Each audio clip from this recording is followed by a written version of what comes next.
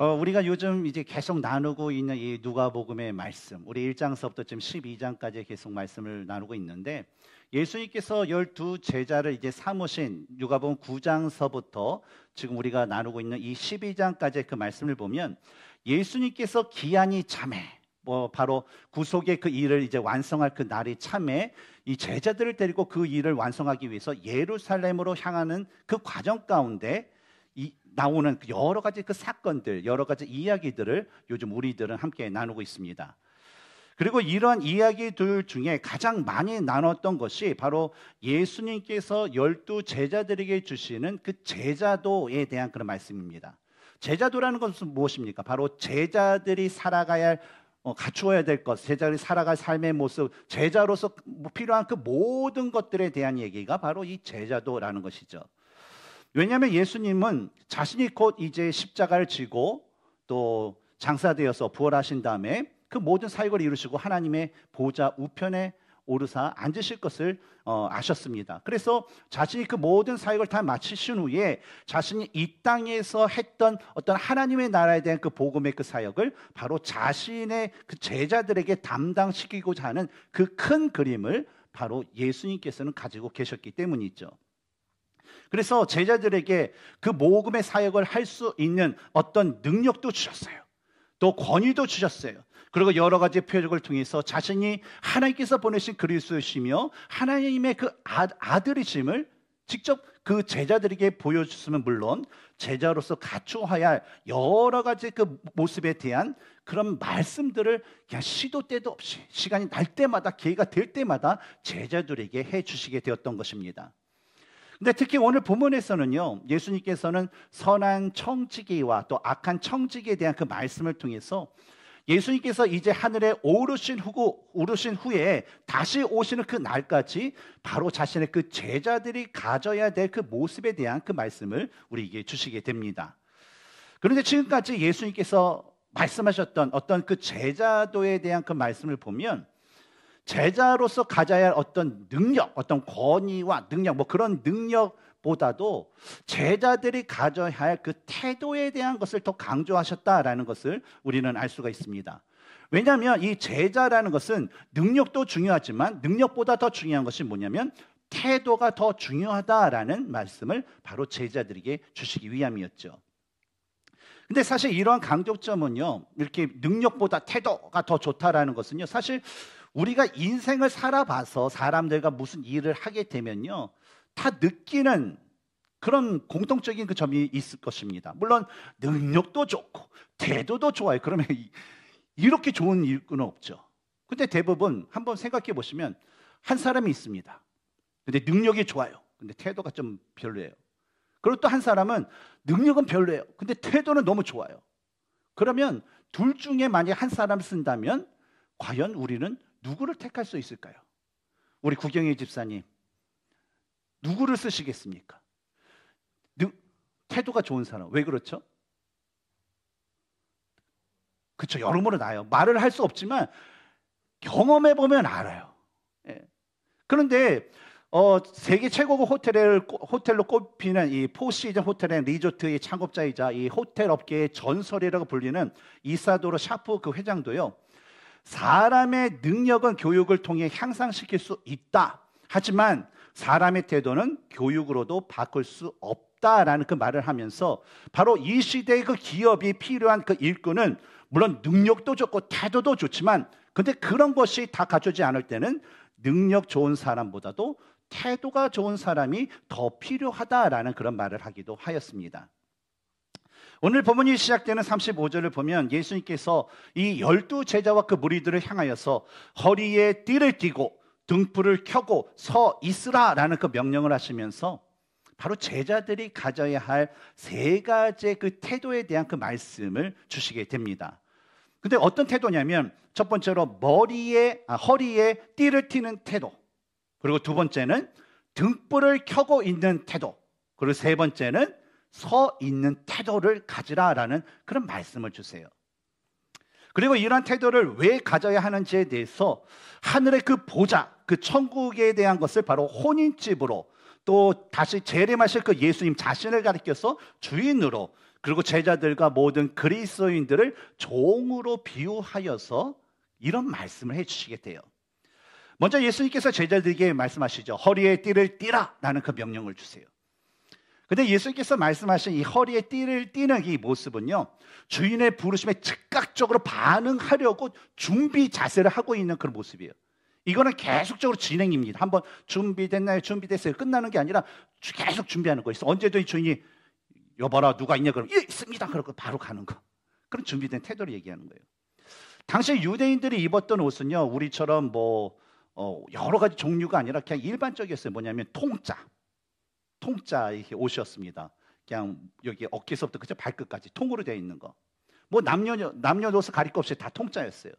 그런데 이 통짜로 이렇게 편하게 입잖아요. 요즘에도 이제 가정주부 같은 경우에는 그런 것을 입고서 이제 가정에서 이제 편안하게 지내고 계시는데, 근데 당시에도 그렇게 입었어요. 그런데 어떤 일을 하거나 또 어떤 여행을 하거나 전쟁에 참여하기 위해서는 아주 신속한 몸 움직임을 필요할 때는요, 그 통짜 옷에 어떠면 벨트를 가지고 허리띠를 가지고 단단히 묶게 되었습니다. 왜냐하면 묶지 않으면 길기 때문에 달리다가 넘어질 수도 있고 걸릴 수도 있고 하는 그런 요소가 있기 때문이죠. 근데 종의 경우도 마찬가지였어요. 종은요, 항상 기대하는 건 뭐냐면 주인이 집에 계실 때는 주인을 위해서 살고, 주인이 나가게 되면 주인님이 그 오시는 것을 항상 기다리는 그런 삶을 살아야 돼요. 그래서 주인이 올 때는 항상 즉각적으로 맞이하기 위해서는 주인이 집에 나가면 종은 항상 허리에 그 띠를 띠고서 주인의 부르심에 반응할 그 준비를 하게 했습니다. 반응을 하였습니다. 그러나 사실 이제 언제 돌아올지 모르는 이 주인을 기다린다라는 거. 내가 한 12시에 올게, 내가 한 새벽에 3시쯤에 올게, 그런 식으로 얘기해 주면 그래도 3시쯤 오니까 조금 잠 좀 잘까 해서 이렇게 눈도 붙이면서 쉴 수도 있지만, 그런 것이 전혀 없었던 그 시대, 또 주인이 그런 것을 전혀 얘기해 줄 필요가 없는 그 시대에 이 종이 주인을 기다린다라는 것은 쉬운 일이 아니었어요. 왜냐하면 낮에 일상 일과를 할 때 낮에 올 때 주인이 오면요 편해요. 왜냐하면 일을 하다가 주인이 오셨습니까? 그거 맞으면 되는데. 그런데 38절에 같이 주인이 2경이나 3경에 오실 수 있기 때문에 힘들다는 거예요. 여기서 말하는 2경이나 3경이라는 것은 당시 시간대는 두 가지 시간대가 있습니다. 로마의 시간대가 있고 유대식의 시간대가 있어요. 그래서 로마식으로 계산하면 이 2경이나 3경이라는 것은 뭐냐면 밤 9시부터 새벽 3시. 그렇죠? 그렇죠? 위쪽으로 새벽입니다. 그리고 로마식으로 계산을 하면 밤 10시서부터 새벽 6시를 가리키죠. 물론 누가가 이 누가복음을 쓰는 그 이유가 뭡니까? 이방인들에게 그리스도의 복음을 전하기 위해서 썼기 때문에 이 시간대가 이방인들이 이해할 수 있는 로마식이다라는 것을 우리는 알 수가 있어요. 그러나 생각해 보면 로마식으로 따져서 밤 9시부터 새벽 6시든지 유대식으로 따져서 밤 10시부터 새벽 6시까지든지 하루 종일 일을 하여서 몸이 지쳐가지고 어때요? 가만히 앉아 있어도 졸음이 막 몰려오는 그런 이 종들에게 있어서는요, 로마식이든 유대식이든 그 시간대는 너무나도 힘든 일이었습니다. 우리가 피곤하면 어때요? 저도 이제 8 to 8 일을 이렇게 풀타임을 일을 하고 그러면 집에서 일을 하게 되면 집에서 다 와서 씻고 나서 저녁을 먹게 되면요, 힘들어요. 그냥 가만히 있어도 눈이 감기고, 누가 노래를 안 불러줘도 누군가가 나를 자장가를 불러주는 것 같아요. 그래서 잠이 쫙 오는 그런 피곤함이 있습니다. 그런데 몰려오는 그 잠을 이긴다라는 거는요, 너무나도 힘들어요.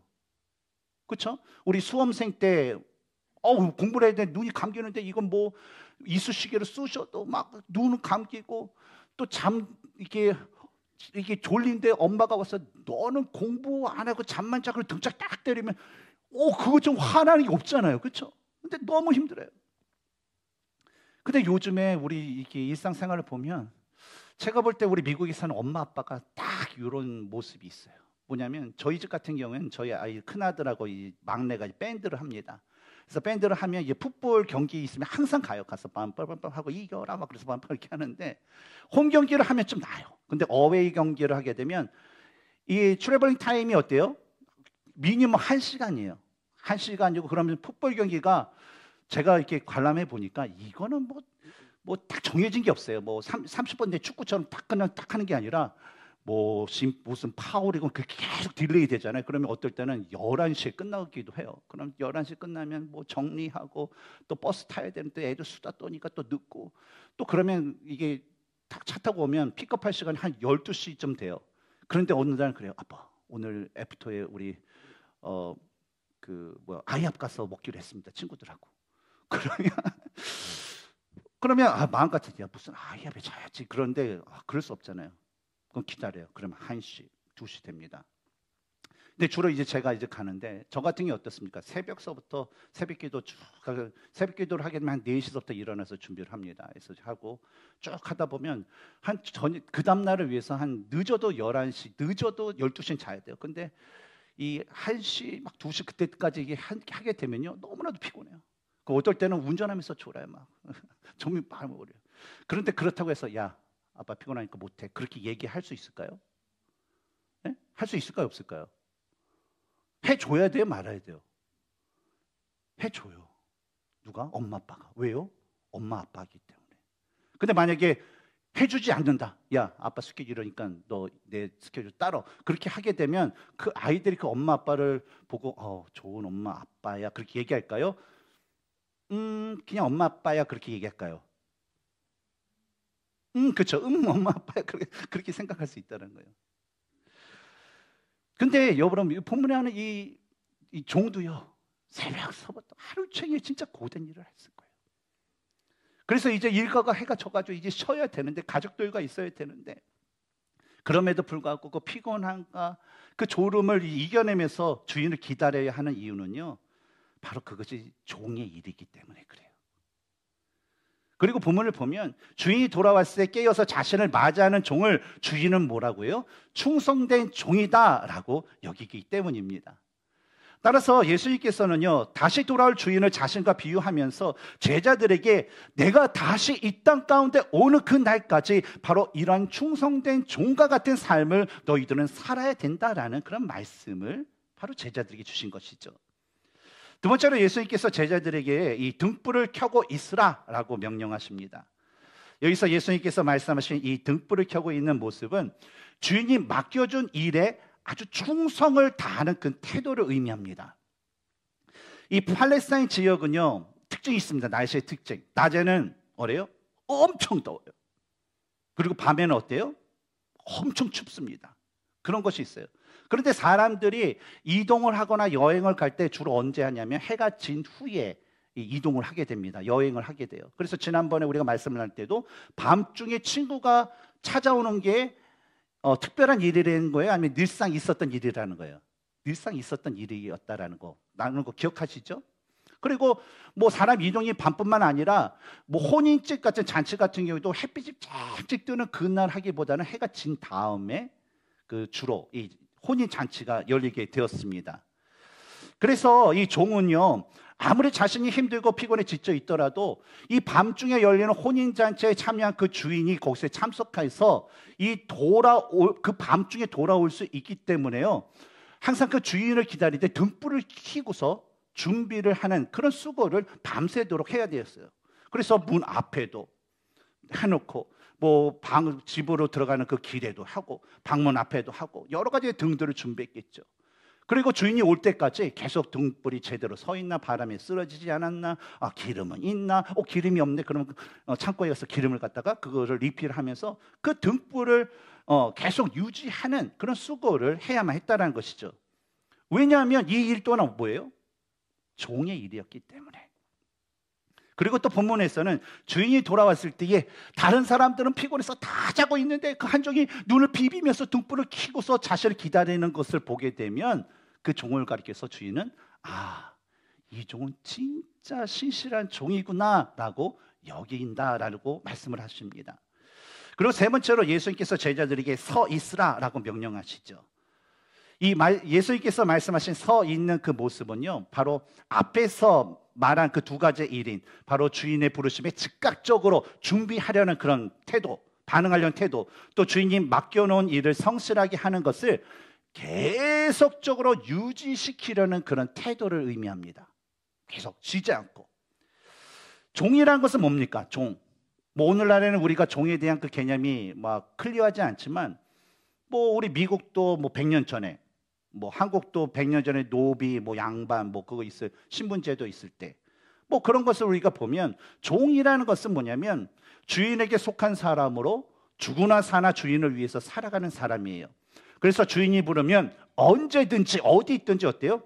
순종하고 달려가야 되고, 주인이 명령한 모든 일을 주인의 뜻에 맞게 감당을 해야 됩니다. 이것이 바로 종으로서의 합당한 모습이다라는 것이죠.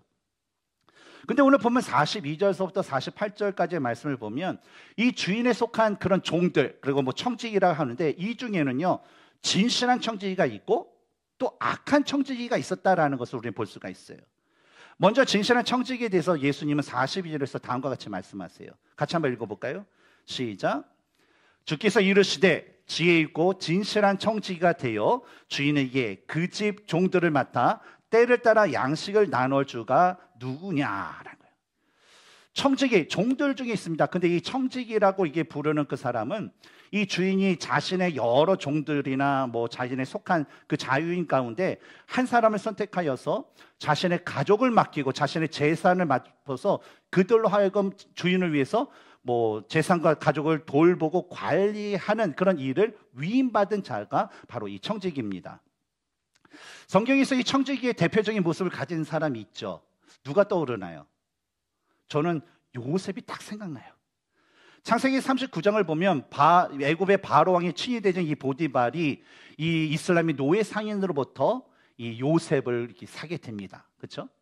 근데 그 요셉은 그래서 그 보디발이 갖고 있었던 여러 그 종들 중에 한 사람이었어요. 근데 어느 날 그 종들 가운데 요셉을요 딱 뽑아다가 가정 총무로 딱 삼고 자기의 소유를 그의 손에 다 맡기게 됩니다.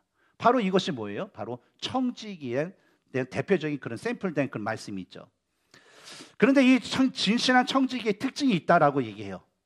특징이 뭐냐면 주인이 집에 있든지 없든지 상관없이 항상 주인의 뜻에 따라서 주인을 위해서만 일을 하는 자다라는 그런 특징이 있다는 거예요.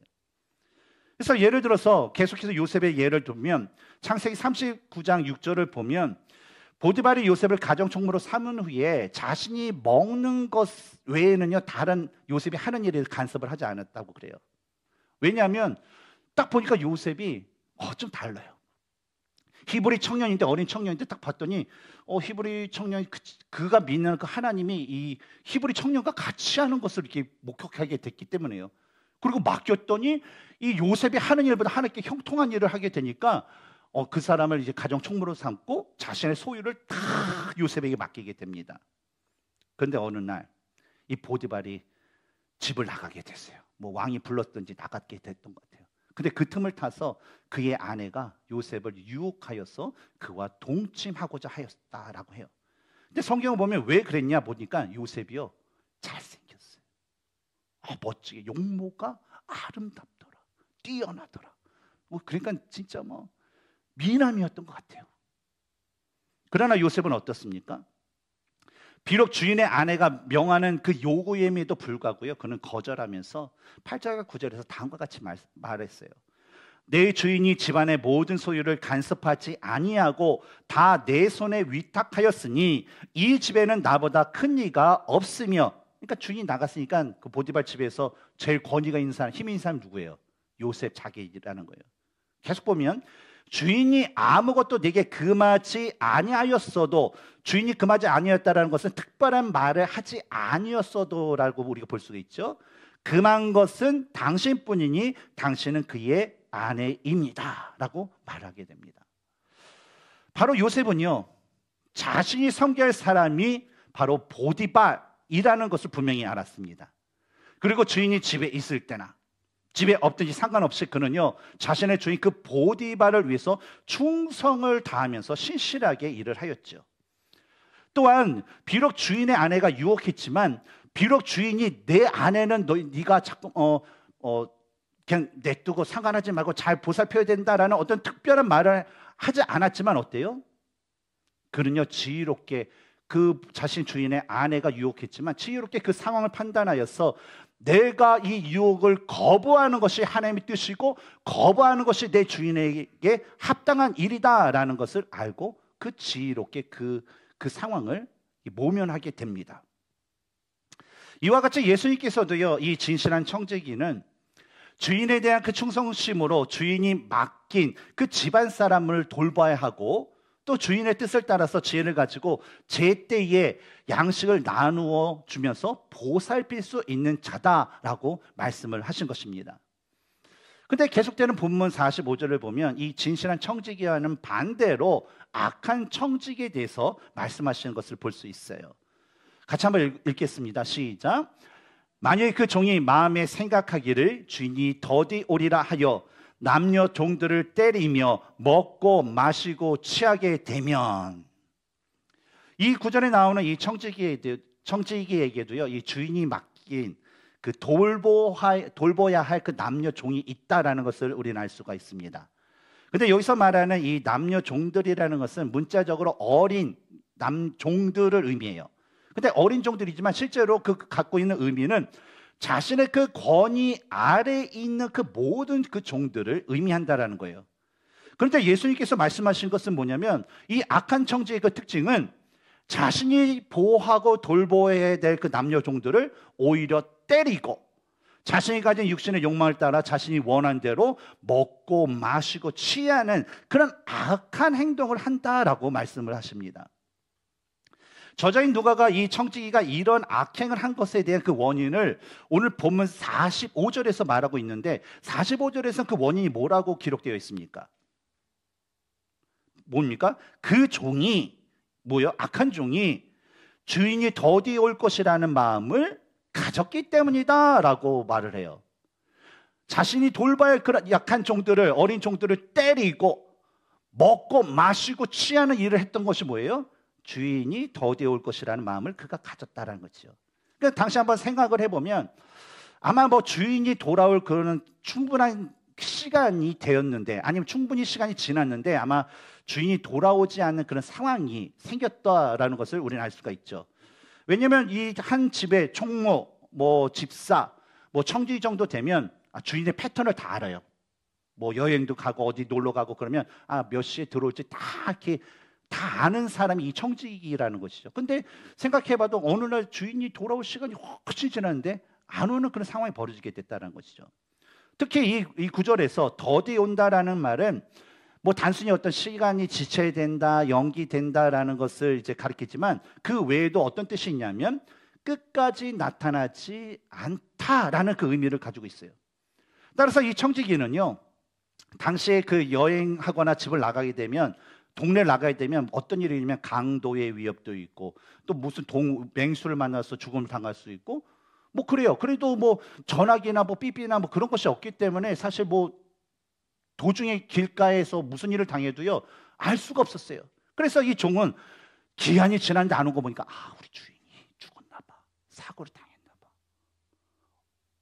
안 들어오는 거, 다시 돌아오지 않을 것 같아 라는 그 생각이 딱 들었다라는 거예요. 근데 그 생각이 들자마자 뭐라고 합니까? 주인의 뜻에서 주인의 그 뜻에 따라서 사람들을 돌보는 그런 행위를 하는 것이 아니라 그동안 자신의 마음에 들지 않았던 그런 종들을 막 때리기 시작한 거예요. 때리는데 어때요? 적당히 때렸을까요? 아니면 기분대로 때렸을까요? 기분대로 때리는 거예요. 막 폭행이죠. 그리고 주인에 따라서 주인의 재산을 관리해야 되는데 그런 생각이 딱 들자 자신의 그 욕심대로 자신이 먹고 싶은 거, 마시고 싶은 거, 그리고 어때요? 자기의 그런 기분을 좋게 해서 술을 마시는 등 취하는 일을 하게 되었다라는 것입니다. 근데 이 청지기가 이런 행위를 한 것을 보면요, 그가 상황 때문에 그랬을까? 상황 때문에 어쩔 수 없이 되었을까? 상황이 사람을 만든다는 얘기처럼 그랬을까? 어땠을까라는 것을 우리가 생각해 볼 때 그의 심성이요 원래 악한 자였다라는 것을 알 수가 있어요.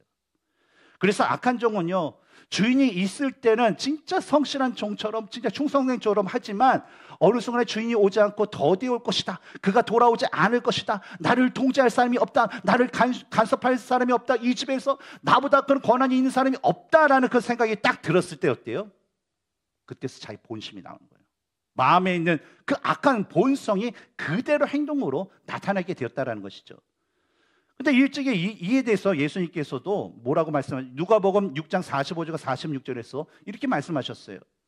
선한 사람은 마음에 쌓은 선에서 선을 내고 악한 자는 그 쌓은 악에서 악을 내나니 이는 마음에 가득한 것을 입으로 말함이니라. 너희는 나를 불러 주여 주여 하면서도 어찌하여 내가 말하는 것을 행하지 아니하느냐라는 거예요. 선한 사람 뭐예요? 마음에 쌓은 선에서 뭘 내요? 선을 내요. 악한 자는 뭐예요? 마음에 악한 게 있기 때문에 악한 것을 내는다는 거예요. 말하고 행동하고 그런 것들이 뭐예요? 바로 이 마음에서 시작된다는 거예요. 그래서 예수님께서 야, 너희들 말로는 나를 주여 주여 하는데 어떻게 내가 말하는 거 내 뜻대로 행하지 않느냐라는 거예요. 그럼 무슨 책망입니까? 네 마음에 나에 대한 그런 것이 없다라는 그런 책망이라는 것이죠. 또한 그 청지기가 이런 행위를 한 것에 대해서 우리가 또 한 번 이렇게 살펴보면 근본적으로 그의 마음에는요, 바로 이 주인에 대한 경외심이 없었기 때문이라는 거예요. 그래서 주인이 있을 때는 눈치 보면서 하지만 주인이 없으니까 뭐 주인의 아들, 딸, 주인의 아내 우스운 거예요. 주인이 무섭고 주인을 경외하는 마음이 있었다면 주인이 없더라도요, 그의 가족들을 진짜 극진히 돌봐야 되는 게 일반적인 그 사람들의 그 모습이기 때문이죠. 여러분, 진실한 청지기는요, 그의 마음의 주인에 대한 충성심과 신실하심을 가지고 있는 자입니다. 그래서 자신의 그 마음과 기분과 상황과 형편과 그 모든 그런 여러 가지 것과는 상관없이 항상 주인을 위해서 항상 준비되어 있고 주인의 부르심에 즉각적으로 달려나갈 수 있고 낮과 밤으로 항상 주인을 위해서 일하고 그분이 원하고 필요한 일이 무엇인가를 지혜롭게 찾아서 일할 수 있는 자가 바로 그 진실한 청지기다라는 것이죠. 마찬가지로 예수님께서도요, 자신의 제자들이요, 하나님께 대한 이런 충성심과 신실함을 가진 바로 진실한 청지기가 되기를 원하셨어요. 왜냐하면 예수님을 따르는 수많은 사람이 있어요. 우리 본문이 나오는 이 근래의 그 상황을 보면 성경에서 뭐라면 수만 명이 예수님을 따르되라는 거예요. 오늘날도 10,000명이 따른다고 저를 따른다고 해보십시오. 대단하지 않습니까? 근데 그 수많은 사람들 중에서 예수님을 좋아해요. 예수님 사랑해요. 예수님 당신은 나의 별이고 스타고 뭐 하면서 뭐 많은 얘기를 하면서 따르는 사람들이 있어요. 그러나 그 많은 사람들이 대부분은요, 바로 그저 보이는 예수님의 인기, 보이는 예수님의 그 영광을 함께 누리고 또 예수님 곁에 있으면 오병이어 때처럼 뭔가를 좀 얻을 수 있는 그 유익을 얻고 싶었을 뿐이지 뭐 예수님을 자신의 주인으로 믿고 그분을 위해서 희생하거나 헌신하거나 무엇인가를 하려는 그런 사람들이 많지 않았다라는 거예요. 그래서 나중에 이들은 뭡니까? 자신들이 그동안 생각하고 원했던 예수님의 어떤 메시아적인 그런 상이 바로 예수님께서 하시는 말과 행동 가운데 나타나지 않자 다르자 뭐예요? 예수님을 미워하기 시작했어요. 그리고 그 예수님을 십자가에 못 박으라라고 소리를 질렀어요. 그래서 예수님이 십자가를 치고 그 골고다를 향하실 때 그 가시관을 쓰고 무거운 십자가를 지고 질질 끌고 가시는 그 예수님을 향해서 그 얼굴에 침을 뱉었어요. 그리고 예수님이 십자가에 달려 그 십자가에 오르셨을 때 그 사람들은 박수치며 좋아했어요. 내가 저럴 줄 안다. 내가 저런 인간을 내가 믿었었다 하면서 욕을 하면서 그러대요. 다 그 자리를 떠났습니다. 물론 여러분, 오늘 41절에서 예수님 이 말씀을 저희에게 하시는 겁니까? 아니면 우리 모두에게 하는 것입니까? 라고 물었던 이 베드로도요, 대제사장 여종 앞에서요, 목숨을 위해서 예수님을 3번 부인했어요. 저는 그따위 사람을 알지 못합니다. 아주 거친 말을 하면서 말이죠. 그리고 예수님 십자가 앞에서도 서 있지 않았어요. 물론 요한을 제외한 대부분의 제자들이 그랬어요.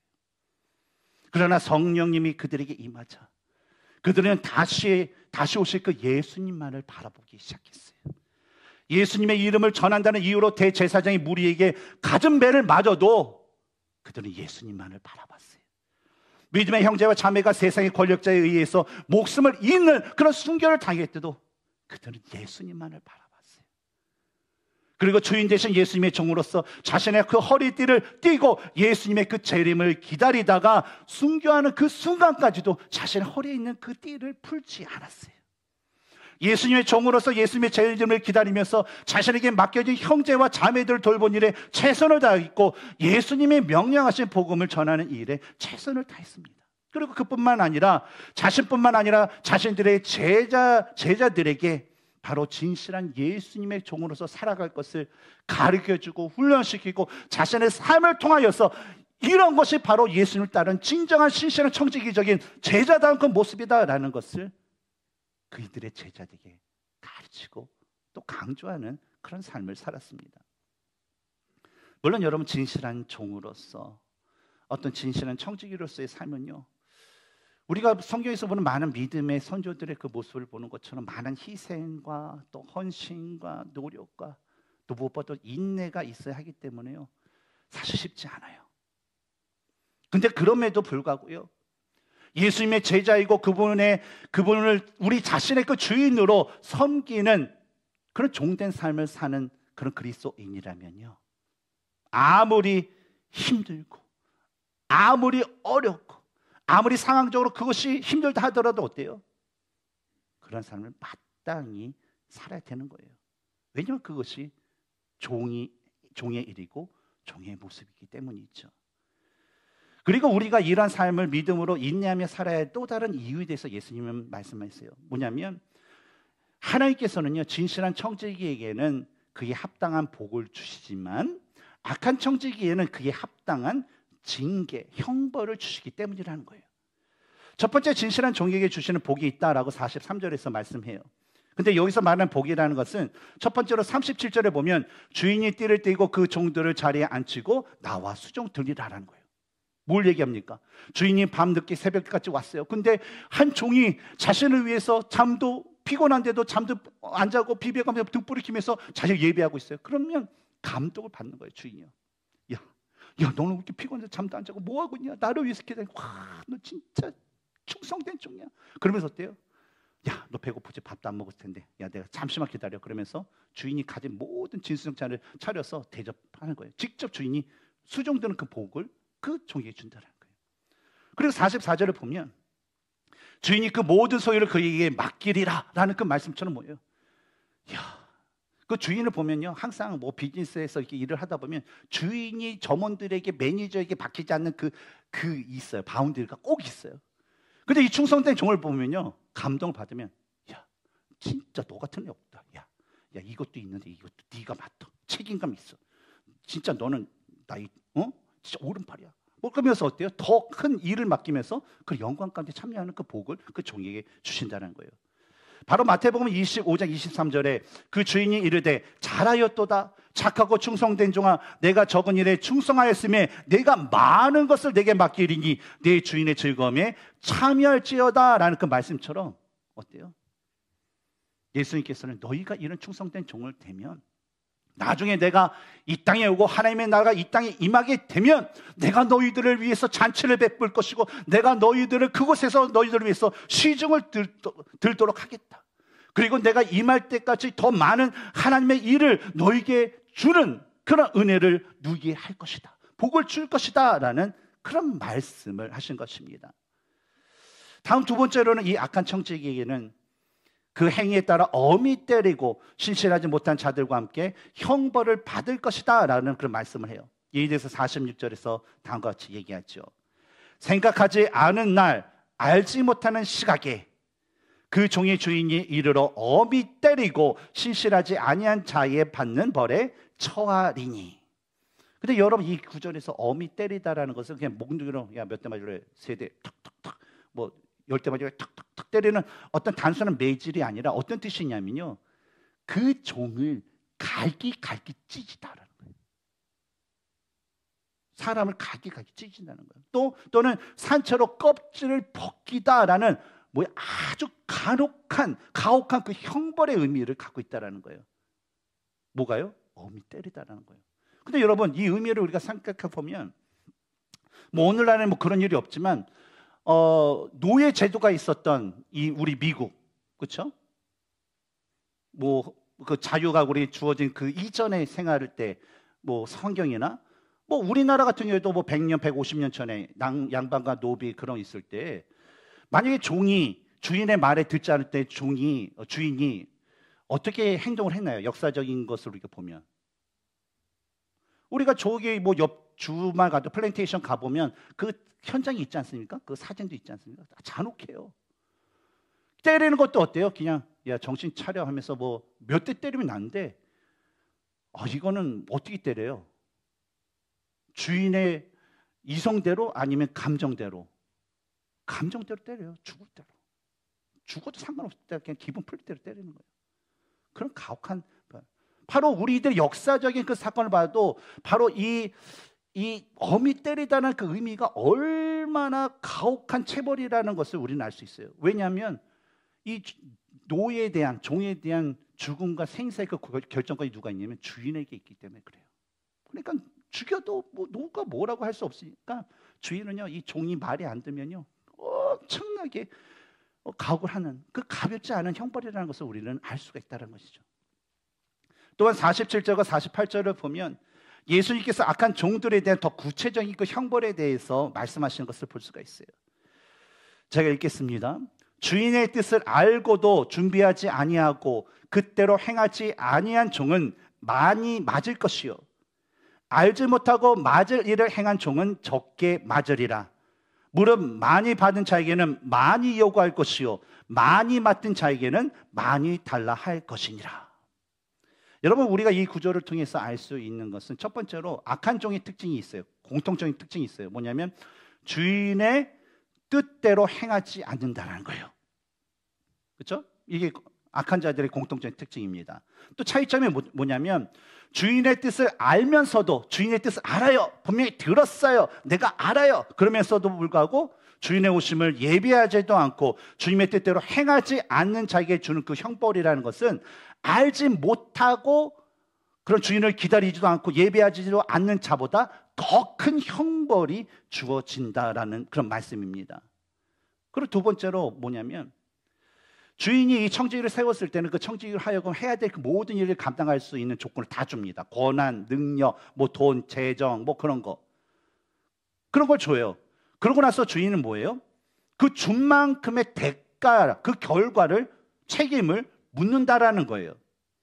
그래서 우리가 달란트 비유를 했을 때도 주인이 5달란트, 2달란트, 1달란트 줘가지고 여행을 떠납니다. 그때 갔다 와서 정산을 하죠. 그래서 5달란트는 뭐예요? 제가 5달란트 더 남겼습니다. 2달란트 남겼습니다. 근데 1달란트 사람은 뭐예요?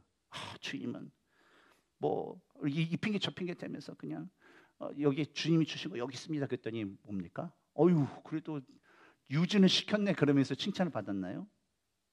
악하고, 그렇죠? 못된 게으른 종이라는 책망을 받고요, 쫓겨났어요. 저쪽으로 가서 이를 가면 슬피 올리라. 하나님께서는 그렇다는 거예요. 그러면 우리는요, 하나님과 예수님을 우리의 주인으로 모시고 그런 살아가는 삶이에요.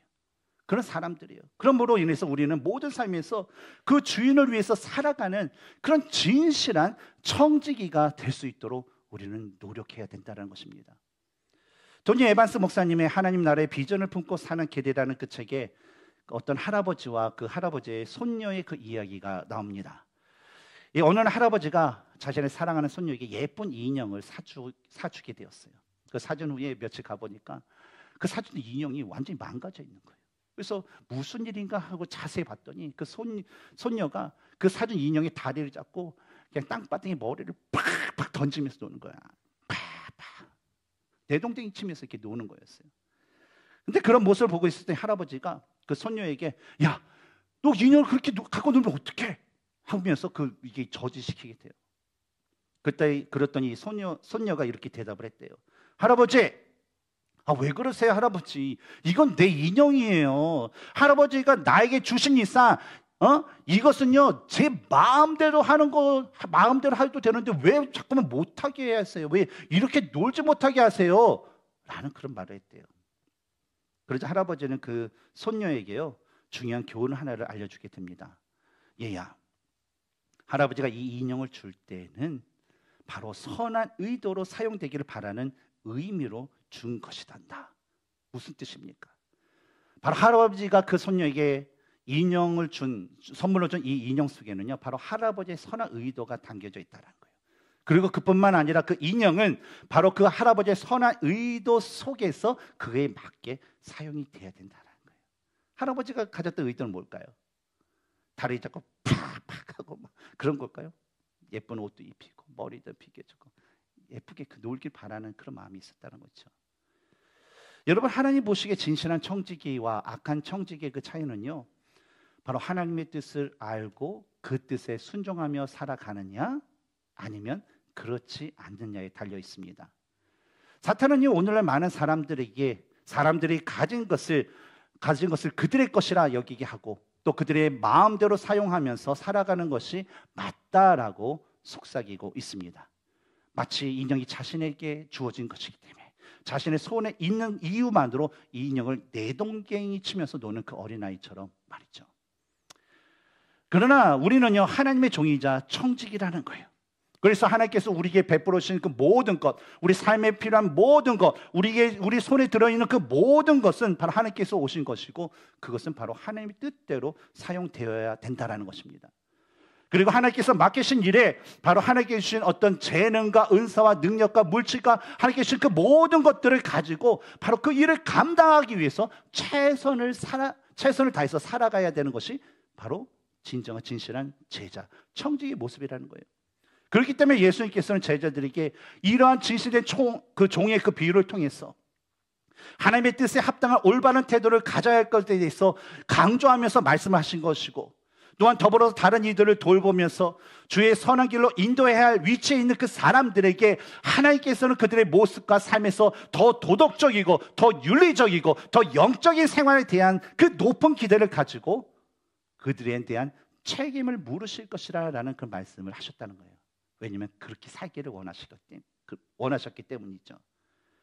그래서 오늘날 우리가 다른 사람을 돌봐야 되고 하나님의 어떤 영적인 하나님의 그런 구원의 가운데 임하게 하여 주시고 또 주 안에서 그 돌봐야 할 그 임무를 가진 사람이 누굽니까? 오늘날 바로 우리 모두예요. 예수 그리스도를 믿는 모든 그리스도인들은요, 예수님을 믿지 않은 자들을 어때요? 주님께로 인도해야 되고 그들이 믿음 가운데 자랄 수 있도록 돌봐야 되는 그런 사명을 가졌던 그런 사람들이라는 거예요. 그렇기 때문에 우리 모두는 항상 자신을 되돌아보면서 진짜 내가 진실한 그 하나님의 그런 종으로서 청지기로서 진짜 주님을 위해서 살아가는 모든 면에서나 말이나 행동이나 모든 것에서 진짜 주님을 위해서 살아가는 그런 모범을 보이는 그런 삶을 우리는 살아가야 된다는 것입니다. 사랑하는 성도 여러분, 바로 우리가 그런 삶을 살아야 돼요. 그리고 우리는 그런 삶을 살 수 있어요. 왜냐하면 우리 안에 성령님께서 계시기 때문에. 그래서 몸이 지쳐서 힘들 수 있어요. 마음이 지쳐서 힘들 수 있어요. 하지만 우리 자신의 어떤 형편을 보는 것이 아니라 우리 안에 있는 그 하나님, 우리와 함께 있는 그 하나님을 우리가 바라고 믿을 때에 하나님이 능력을 주시기 때문에, 힘을 주시기 때문에, 피할 길을 주시기 때문에 우리는 그것을 감당할 수 있습니다. 그러므로 여러분, 하나님의 뜻에 행동할 수 있도록, 하나님의 뜻대로 행할 수 있도록 항상 말씀과 기도 가운데 성령의 그 충만함을 구하면서 항상 깨어서 하나님을 위해서 살아가는 진실한 청지기, 하나님이 칭찬하신 진실한 청지기가 되시기를 주님의 이름으로 축원합니다. 함께 기도하겠습니다.